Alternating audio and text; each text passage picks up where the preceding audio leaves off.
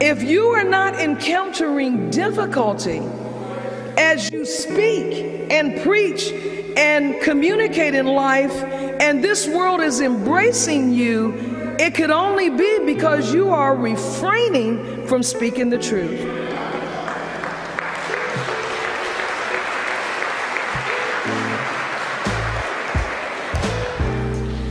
So the major impediment to making any progress among ourselves as a people, one of the big ones, is that we are not in agreement on the time.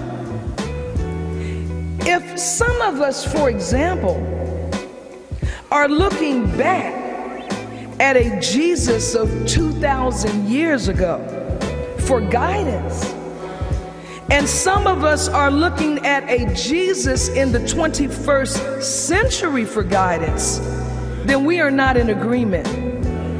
But the world we live in today, beloved, in no way resembles the world of 2,000 years ago. And as Minister Farrakhan teaches us, and as we just heard in the Holy Quran, by the time dictates the agenda. It is time for us to focus on number 4. Whether we want to face it or not, the difficulty. Number 4, the Muslim program, what the Muslims want. I will read this to you. We want our people in America whose parents or grandparents were descendants from slaves to be allowed to establish a separate state or territory of their own, either on this continent or elsewhere. We believe that our former slave masters are obligated to provide such land, and that the area must be fertile and minerally rich. We believe that our former slave masters are obligated to maintain and supply our needs in this separate territory for the next 20 to 25 years until we are able to produce and supply our own needs. Since we cannot get along with them in peace and equality, after giving them 400 years of our sweat and blood and receiving in return some of the worst treatment human beings have ever experienced, we believe our contributions to this land and the suffering forced upon us by white America justifies our demand for our complete separation in a state or territory of our own. Now, the Honorable, all praise is due to Allah,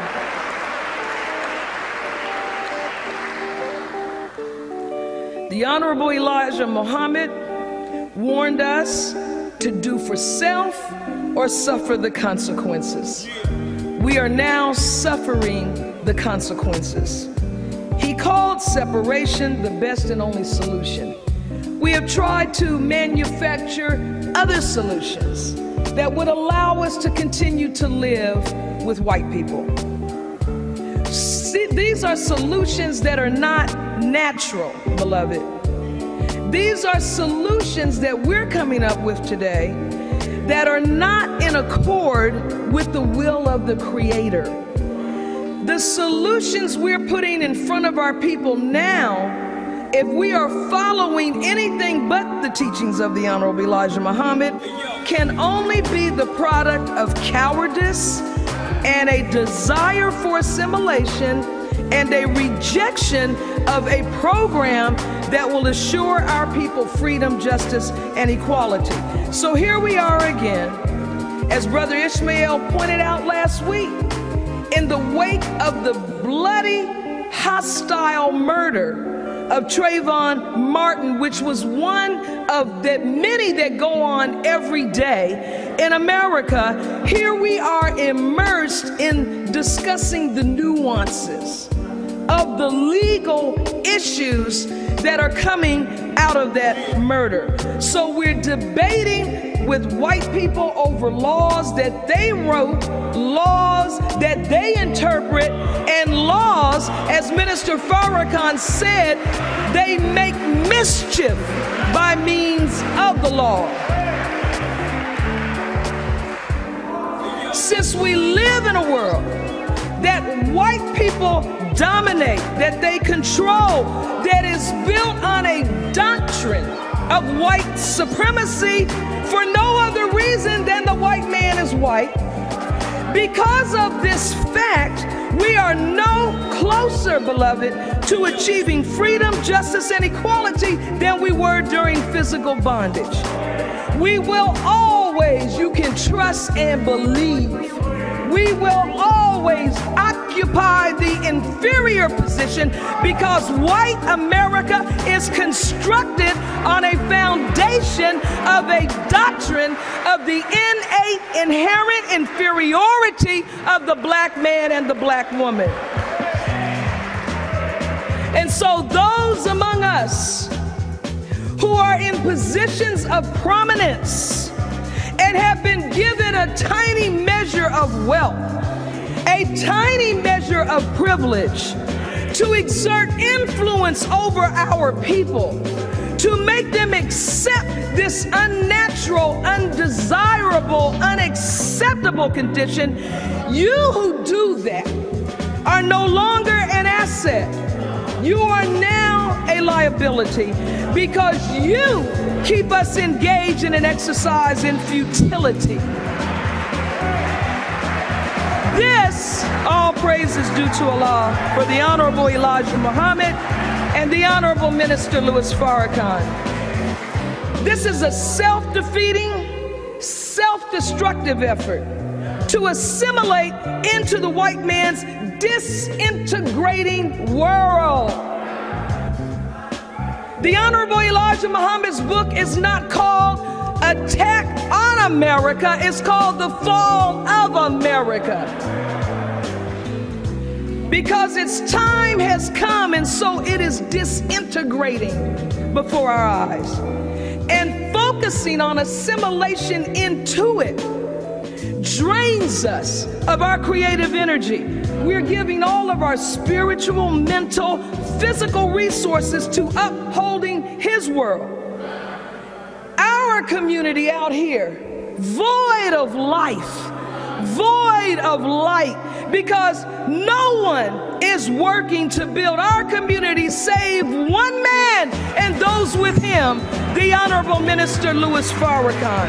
And today, I'm going to say to you, you've got to get out of his way. We have to work to sustain our community. I was driving downtown yesterday, construction everywhere.